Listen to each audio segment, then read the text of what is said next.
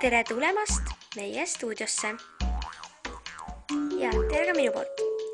Täna näitame teile Tulbi linna kõige haruldasemaid ja võib-olla isegi ka naljakamaid sündmusi. Ja neid juhtub siin tegelikult päris tihti, tuleb ainult märgata. Vaatame kohe üle esimese sündmuse. Mida te teete seal? Kas Diego emadse lubab teil olla seal? Keegi ei luba teil olla seal. Tulge alla. Kuulge hallo. Me võime siin olla. Appikene, mis te teete? Kuulge, kus te teate, et te päriselt ka Diego emaga te võite alla kukkuda. Tulge alla, siin linnas on politsei ka. Tulge alla seal. Kas te võite seal? Tulge alla, teil pole luba millekski. Ja kes teil luba alla? Keegi pole luba andnud. Diego ema ei luba olla teil. Diego ema ütles ükskord, et ei või olla. Me võime siin olla. Ja mida sa mõtled? Tulge alla. Tulge. Kas Diego ema lubab teil olla seal? Keegi ei ole teil lubanud üldse. Appi, meil piiratakse ümber.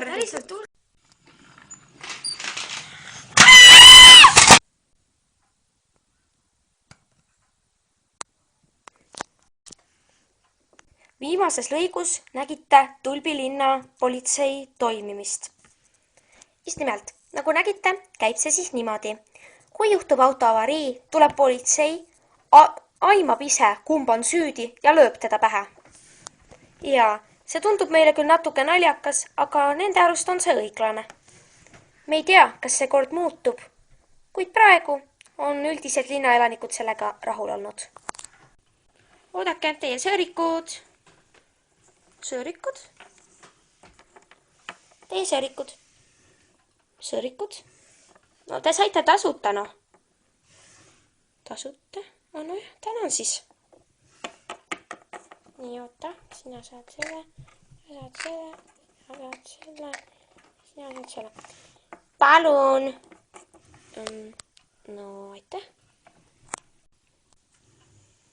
No jah.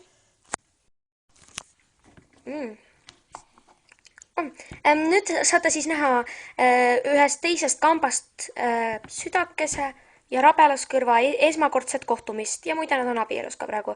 Nad ei ole meie kambast.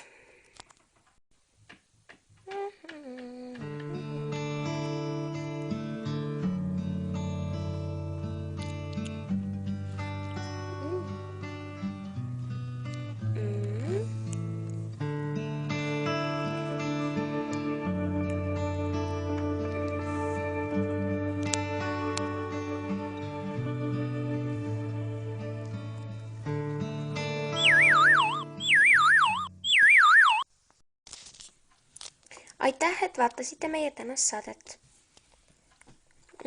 Suur tänu teile ja kindlasti tuleb ka järgmine saade.